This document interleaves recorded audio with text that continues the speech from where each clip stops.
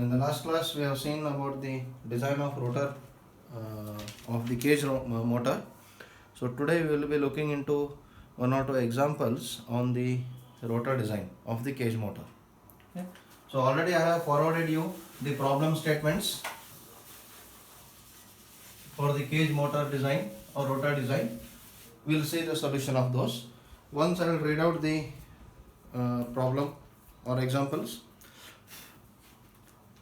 First one, a 11 kilowatt 3 phase 6 pole 50 hertz 220 volt star connected induction motor has 54 stator slots. Okay. Meanwhile I will write the given things. A 11 kilowatt okay 3 phase 6 pole 50 hertz star connected induction motor has got 54 stator slots. SS equals to 54 with 9 conductors per slot. ZSS is equals to 9. Okay. Calculate the bar and end ring currents. Okay. Calculate the bar and end ring current if number of rotor slots are 64. Number of rotor slots are 64. The motor has efficiency of 86% and power factor of 0.85. Okay. The rotor MMF is 85% of stator MMF.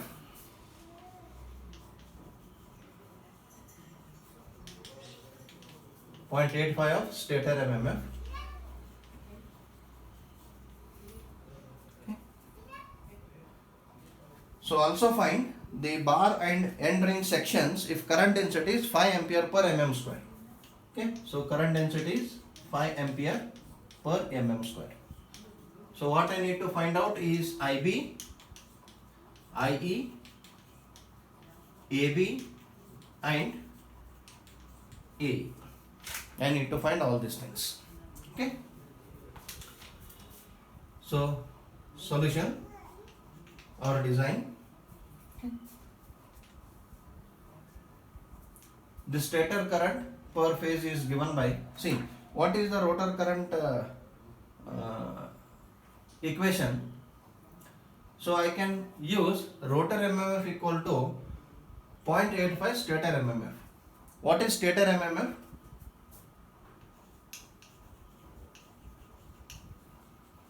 Stator MMF is equals to 3 into IS into TS. IS into TS is stator MMF per phase. Because current is per phase, number of turns are per phase. Multiplied by 3 is the total stator MMF. Okay. So rotor MMF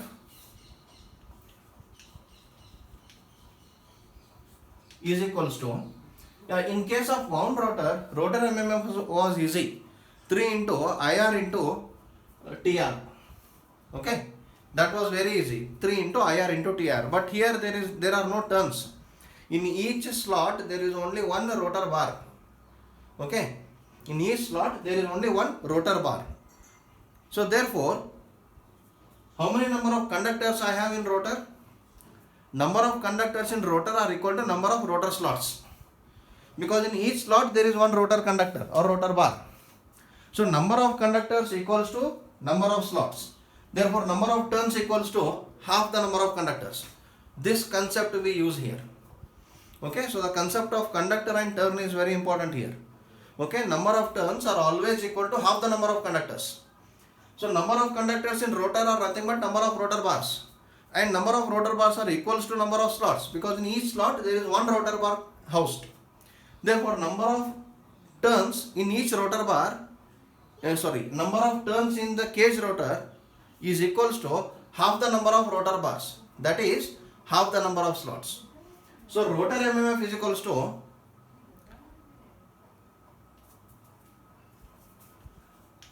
not 3, okay, it is IB into SR divided by 2.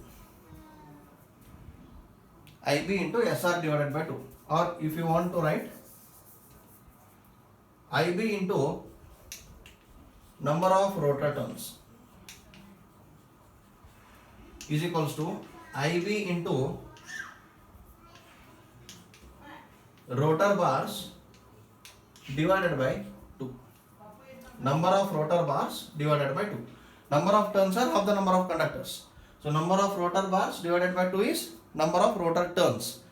I should not multiply here with 3 because it is not a 3-phase distributed winding. It is simply the rotor with SR number of slots, and in each slot there is one rotor bar. So the complete structure will give us the 3-phase network or 3-phase circuit. Okay, so simply I am taking rotor bars by 2. Okay, this equals to number of rotor bars are equals to into number of rotor slots divided by 2. Okay, therefore IB is equals to R. Rotor MMF equal to 0.85, stator MMF it is given. Therefore IB into SR divided by 2 is equals to 0.85 into 3 into IS into TS, or IB is equals to 0.85 into 6 ISTS divided by SR. This is the equation of rotor bar current what you have seen in the analytical part.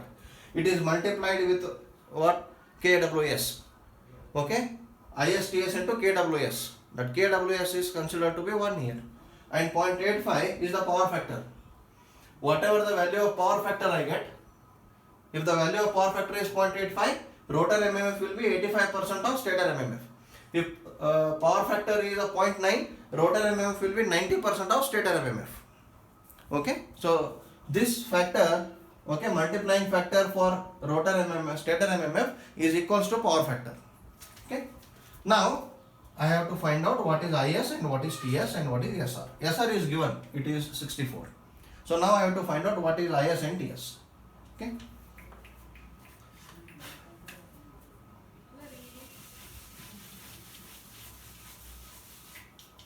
I will take this also.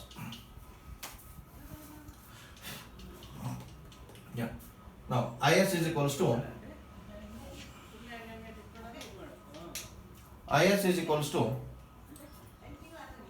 Q into 10 to the power 3 divided by 3 into ES. Okay, so 3 IS ES is nothing but my kVA rating of induction motor. So 3 into IS into ES is equals to Q. But what is Q? Q is equals to P out upon efficiency into power factor. So P out is 11 kilowatts divided by efficiency is 0.86 into power factor is 0.85. So this is equals to, so Q is equals to 15.048 kVA. 15.048 kVA. Okay, and ES is equals to, okay, it is mentioned it is a star connected induction motor. So when the rotor is cage, obviously the star connection is in stator. Okay, so stator is star connected with phase voltage of, I think voltage is mentioned 220 volts. V is 220.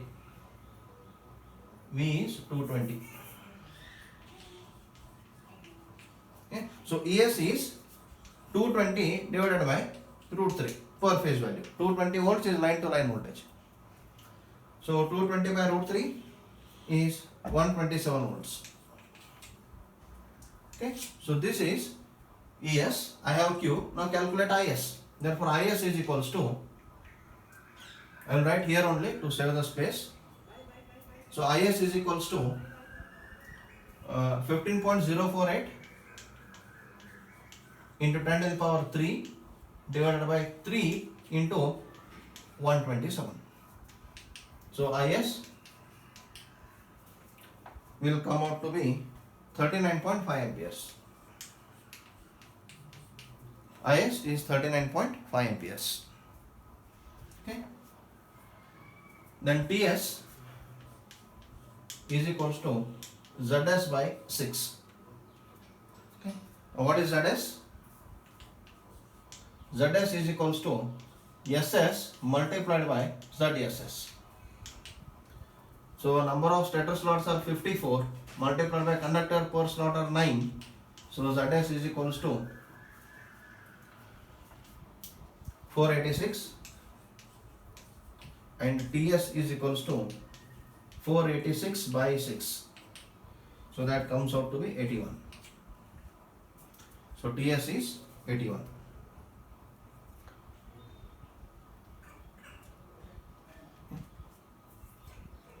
So now substitute for the value of current. Now IB is equals to what I saw? IB is equals to 0.85 into 6 into IS TS divided by SR. Okay, now substitute for all these values.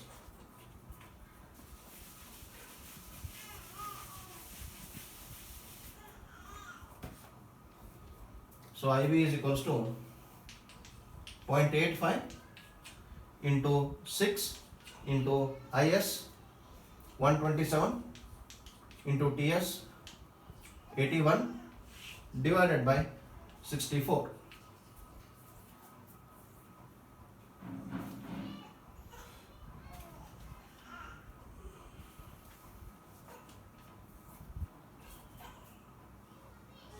Sorry, current IS is what? 127, 39.5.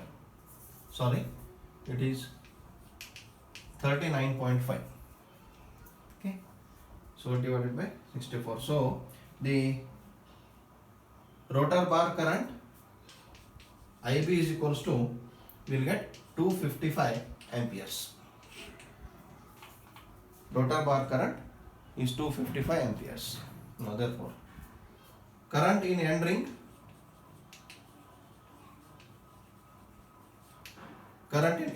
IE is equals to, I have SR into IB divided by pi into P. SR into IB divided by pi into P. So it is 64 into 255 divided by pi into 6. Number of poles are 6. So current in end ring is equals to 866 amperes.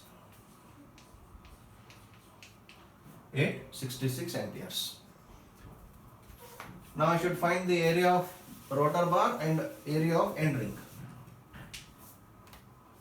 So area of rotor bar AB is equals to IB by delta, which is 255 divided by 5. So AB is equals to 51 mm square.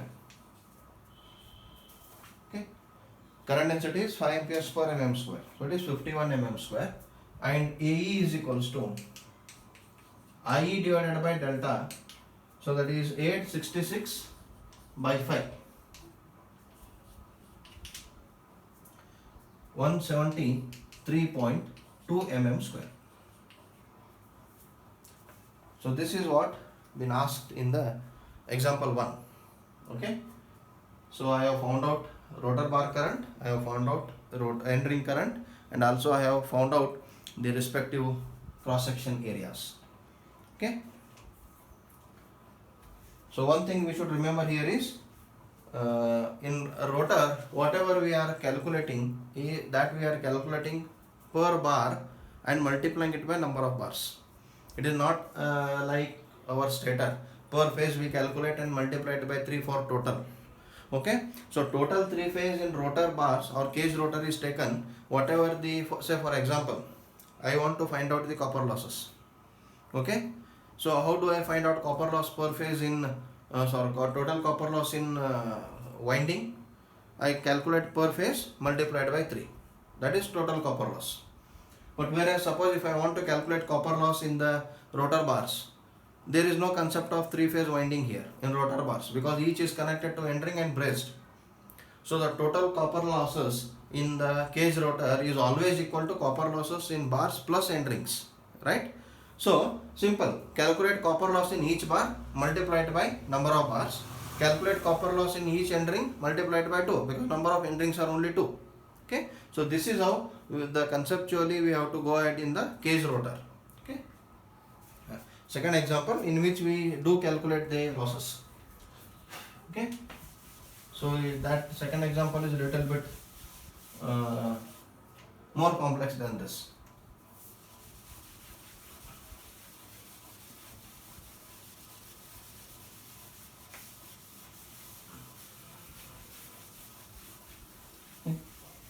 So I will read out this statement once again. Example 2, a 15 kilowatt, I will write the given things parallelly. So given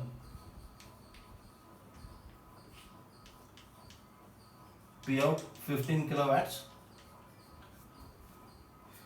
a 15 kilowatt 3 phase 6 pole 50 hertz cage motor, 50 hertz cage motor has the following data. Okay, the diameter of stator bore has the following data. The diameter of stator bore 0.32 meters, core length 0.125 meter, core length of 125 meter, stator slots 54, stator slots equal to 54, conductor per slot 24, conductors per slot 24, current in each stator conductor. Okay, current in each stator conductor means what? Current per phase, directly it is given.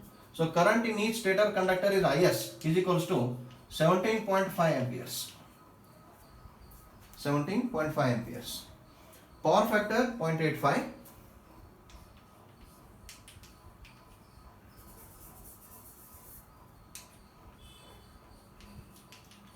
Power factor 0.85. Design a suitable cage rotor giving the rotor number of slots. I have to find out the rotor slots. Okay.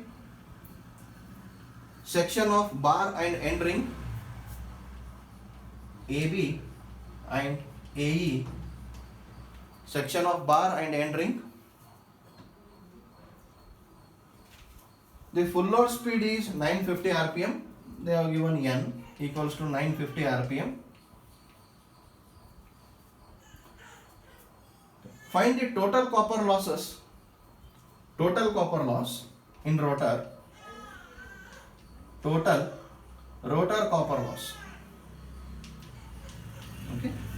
In rotor, if resistivity is 0.02 ohm per meter, if rho is 0.02 ohm per meter and mm square.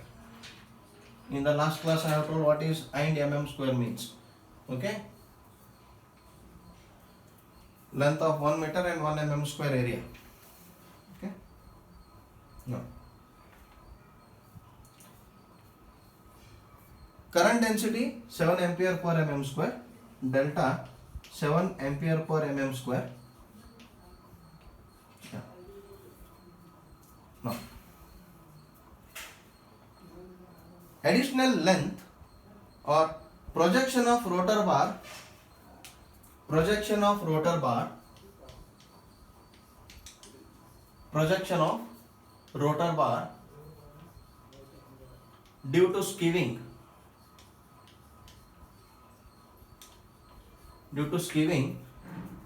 okay, take additional length of 35%. Due to skewing, additional length, additional 35% length.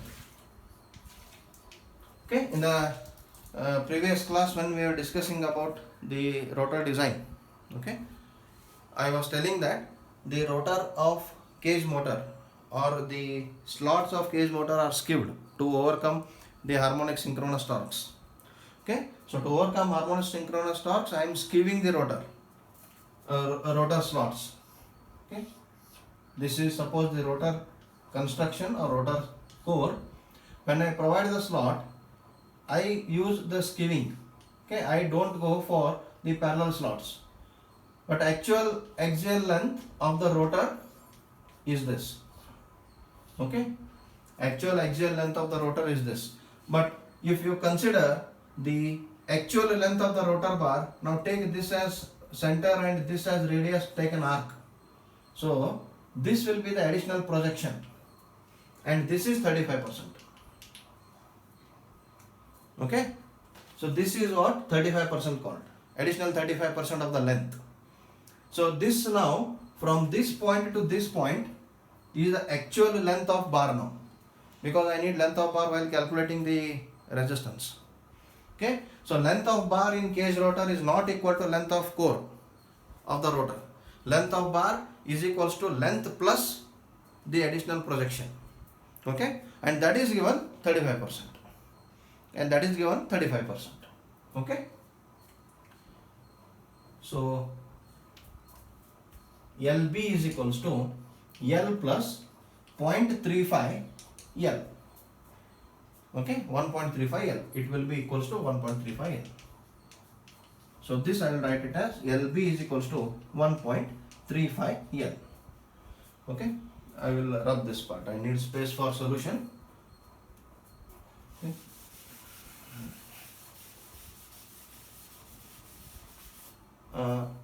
This last three data are not mentioned in the statement what I have forwarded to you. Okay, you please note it down.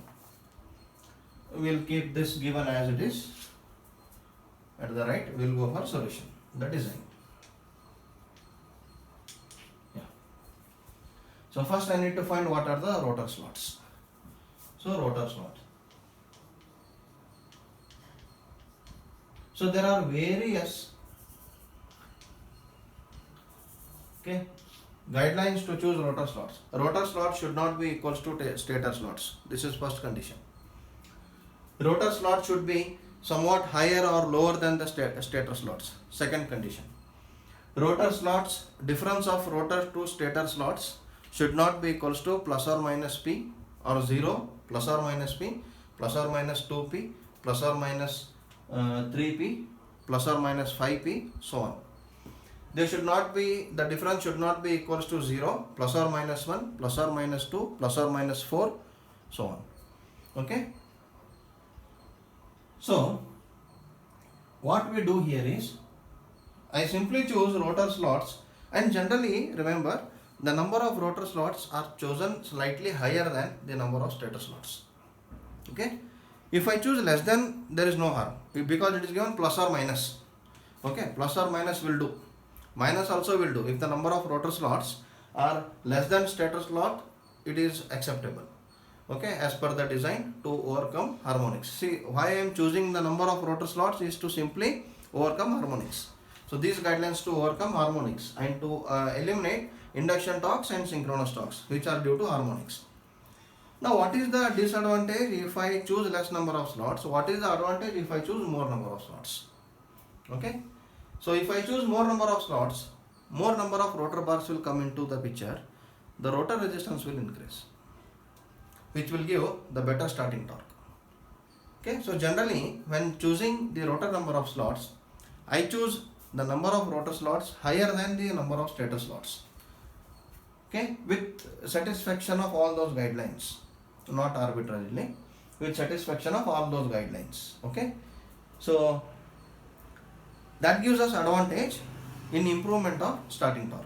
If I choose less number of slots, no harm, harmonics still will be eliminated, but I will get somewhat less starting torque in case of that motor.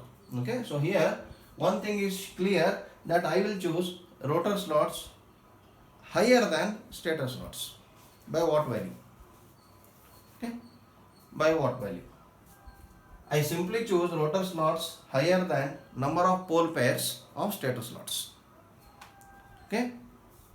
because see, the difference of SR minus S, okay, the difference of SR minus S should not be equals to plus or minus 1, plus or minus 2, plus or minus 4.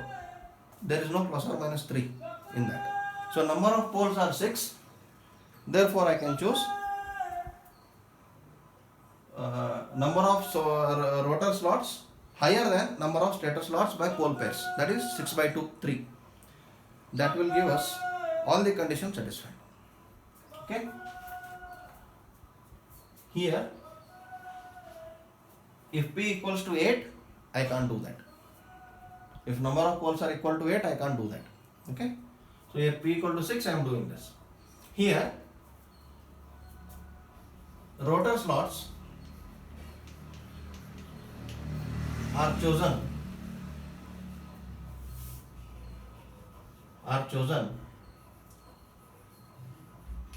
higher than stator slots by pole pairs. That is, SR is equals to SS plus P by 2.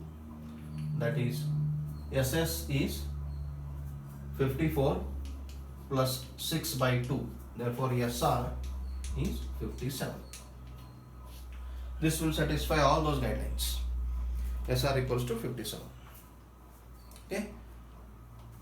Now, to find the rotor bar current, I need this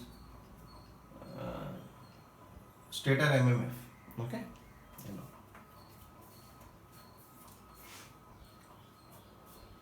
So next,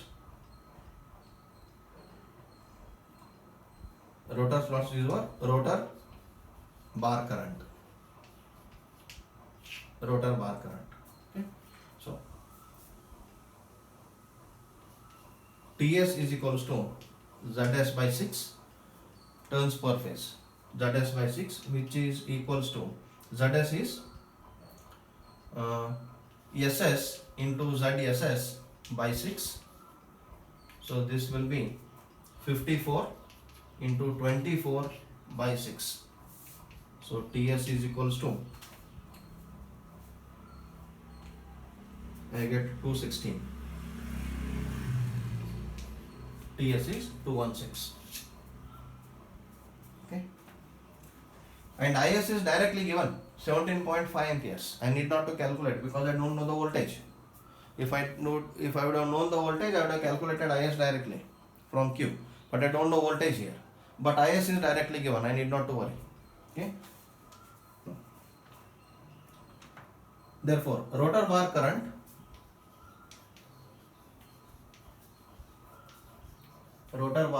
IV is equals to, it is 6 into IS TS into KWS divided by SR into cos phi. Since KWS is not given, take it equal to 1. Only in this equation, if KWS is not known, take equals to 1 while calculating only the rotor bar current. Elsewhere, you take KWS equals to 0.955 or 0.966. Okay. Now therefore, let KWS is equals to 1. Now IB is equals to 6 into ISTS into cos phi divided by SR. This is 6 into 17.5 into 216 into 0.85 divided by 57. Therefore, IB is equals to 338.2 amperes.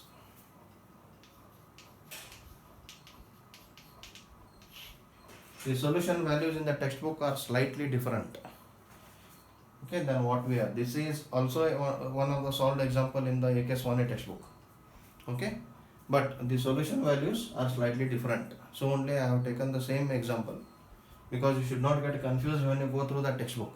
There are slight mistakes in substitution. So you should be very careful while solving the numericals which you directly refer from the books. Okay, don't rely on the answers every time. There are some mistakes in some books. Okay, so therefore you solve it, then you will get to know. Okay. So there it has come as 340 amperes. With that, there will be a lot of changes in further calculations. Now area of each bar, therefore AB is equals to IB divided by delta. So it is 338.2 divided by 7. So AB is 48.31 mm square. 48.31 mm square. Okay. Now next I need to find out what is the copper loss in each bar.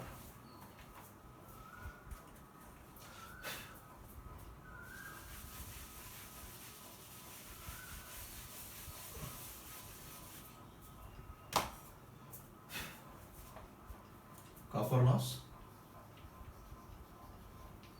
in each bar, okay, or copper loss in rotor bars. Directly we will take copper loss in rotor bars combined is equals to, okay, IB square into RB is the copper loss in one bar multiplied by number of bars, that is SR. Rotor number of slots equal to rotor number of bars. So IB square into RB.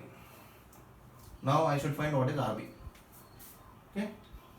RB is equals to rho LB upon AB. What is LB? LB is given as, we'll take capital B. L. LB is 1.35 into L. Why 1.35 into L? 35% extra projection because of skewness. Okay. So 1.35 into L. So this will be 1.35 into 0.125. So this comes out to be 0.168 meter. So LV is 0.168 meter. Therefore RB is equals to 0.02 into 0.168 divided by AB. What is AB? 48.31. So this is equals to 6.955 into 10 to the power minus 5 ohms.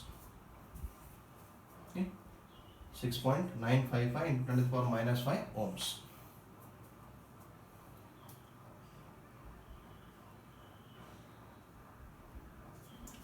Copper loss in bar.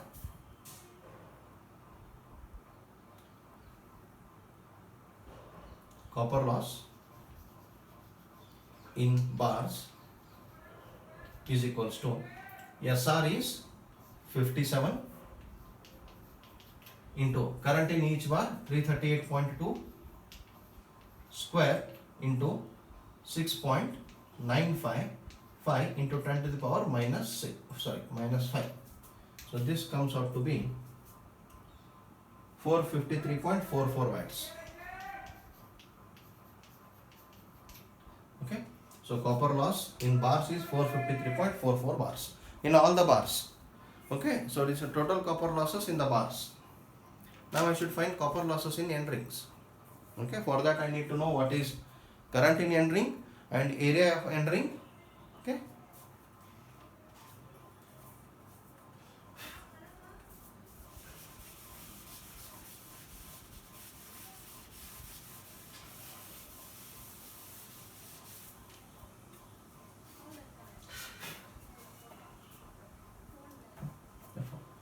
Current in each end ring.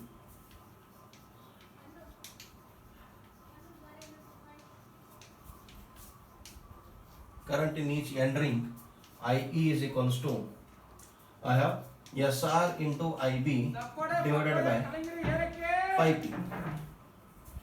SR into IB divided by 5P, that is 57 into 338.2 divided by 5 into 6. So current in end ring is,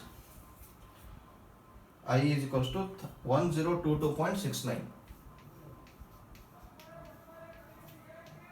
amperes. 1022.69 amperes.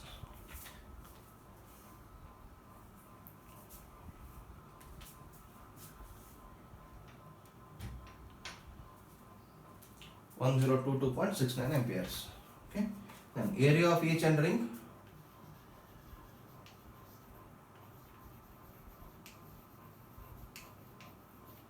is equals to I by delta E. So AE is equals to, okay, AE is equals to 1022.69 divided by 7. Okay, so separately it is not mentioned what is the current density in bar and end ring. So whatever the current density is mentioned, I will take equal in bar as well as in end ring. Okay, so therefore AE is equals to, I will get it 146.1 mm square. Yeah. So now the interesting point lies here. I got the total area of cross section of end ring. Now what should be the depth and what should be the thickness? That is my point. Because unless and until I know, I can't calculate the resistance. Unless I know what is the depth and what is the thickness, I can't calculate the resistance. At least I need to know the depth, because I need to find out the length of end ring, which is nothing but mean diameter circumference. Okay, so for that I need to know what is depth. Now how to go ahead? Okay, so what I will do, I will take two integer sides of AE. So let AE is equals to 10 mm by 15 mm. Now what is 10 mm, what is 15 mm, we should decide. So I will take depth is equals to 10 mm, depth of end ring.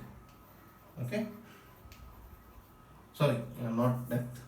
Depth of end ring is equals to 15 mm and thickness is equals to 10 mm. Why I have taken this? That we will be giving the nearest whole number as 150 mm square. Now what is new area?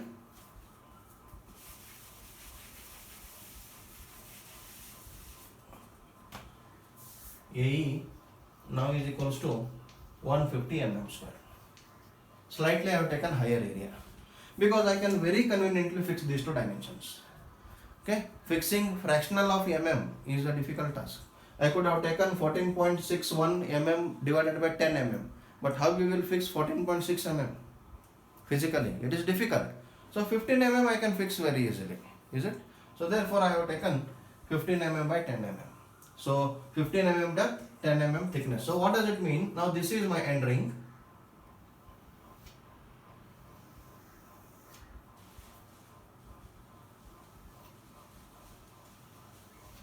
Okay. Now if you see,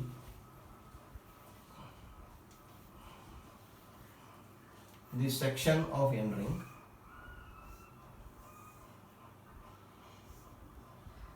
it looks like this. Now this is the cross section of end ring. Okay, I think I have last class I have shown one end ring here. So this is this end ring, okay, and it is here. So this is the depth, this is the thickness. So this is depth is equals to 15 mm up, 15 mm down, okay, and thickness is 10 mm. Okay, so what I get here, it is 15 mm, here it is 15 mm. Okay, so that is what thickness and depth means. Now I should be knowing what is the diameter of end ring, outer diameter and inner diameter. Now I know the depth. If I know what is outer diameter, I can get inner diameter. So it will not be a difficult task. but what should be outer diameter? That is the question. Generally, outer diameter of end ring is taken slightly less than the stator bore diameter. Okay.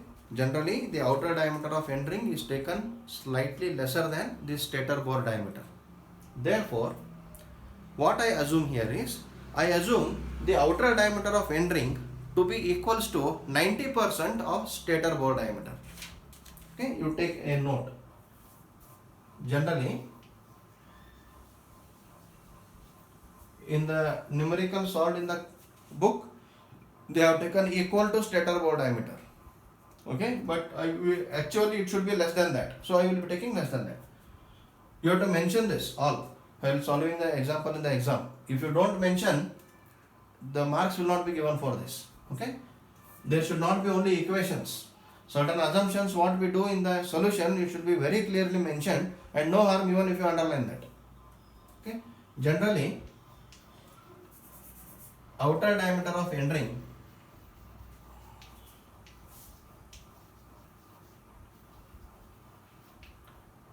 is slightly lesser than stator bore diameter. Stator bore diameter.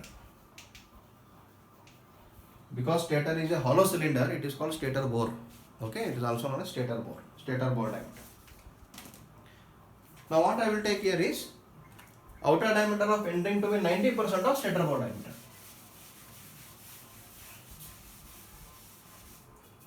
So let outer diameter of end ring is equals to 90%, 0.9 of D, stator bore diameter. So this is equals to 0.9 into 0.32. D is 0.32. So this will come out to be 0.288 meters. Outer diameter of end ring is now 0.288 meters. Now this is 0.288.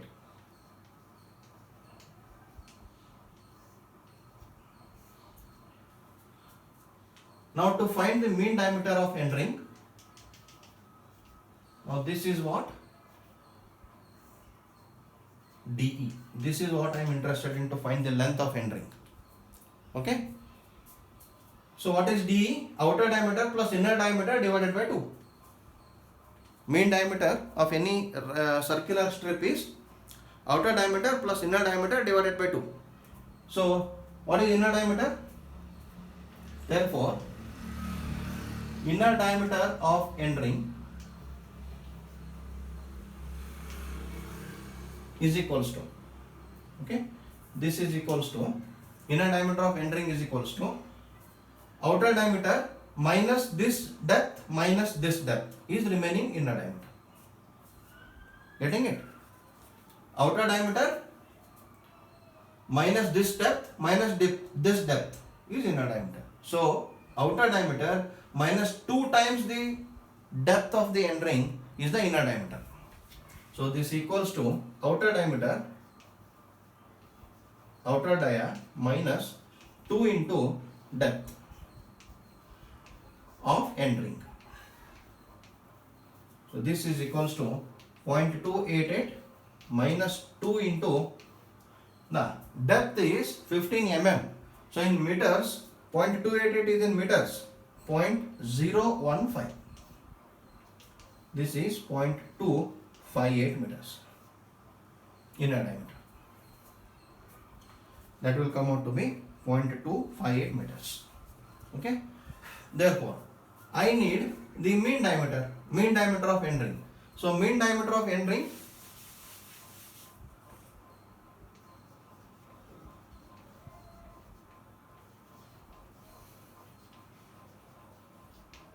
DE is equals to outer dia plus inner dia divided by 2. Therefore, DE is equals to 0.288 plus 0.258 divided by 2, and this is equals to 0.273 meters. 0.273 meters.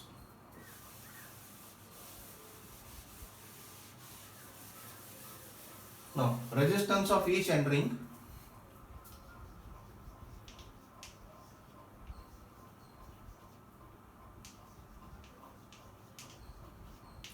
Resistance of each end ring is equals to, okay, rho length of end ring divided by area of end ring.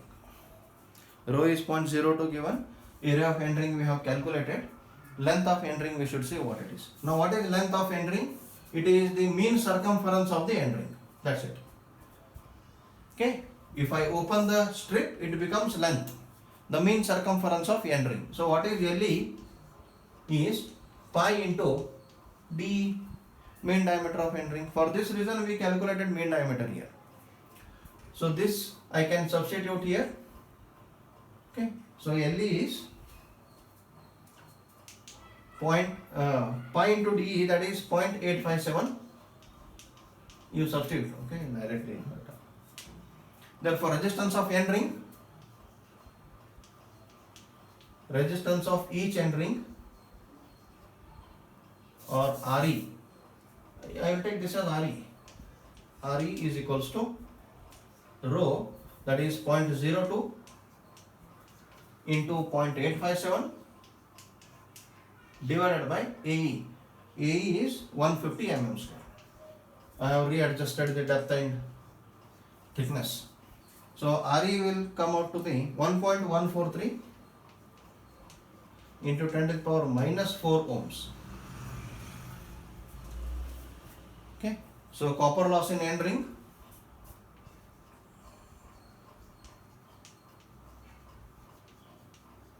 is equals to, okay, I square RE. So this is copper loss in one end ring. So in every motor there are two end rings. 2I square RE. Okay, so this will be equals to 2 into 1022.69 square into 1.143 into 10 to the power minus 4. So this came out to be 239.16 watts. 239.16 watts. Now what is the total copper loss in end ring? Total copper loss in end ring is, total copper loss in rotor is copper losses in bars plus copper losses in end rings. Therefore, total copper loss in rotor is equals to copper loss in bars, rotor bars obviously, plus copper loss in end rings. So this is equals to total copper losses in bars was 453.44 plus 239.16. So this comes out to be 692.6. So this is the total copper losses in the rotor. Okay, so this is how we have to move ahead with the design of rotor bars. Okay, so this is almost end of the induction motor design module 4. Okay, very small part is remaining, that is no load current calculation. But in the recent years, no questions are asked on no load currents of induction motor. So what I will do, I will just skip it as of now. Once we finish all the major portions of the syllabus, then I will take up that part. Okay.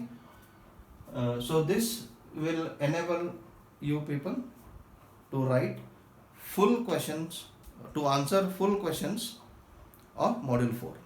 All 4 questions with choices. Question number 4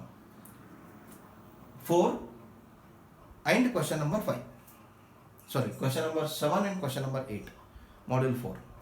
Okay, so this is all about the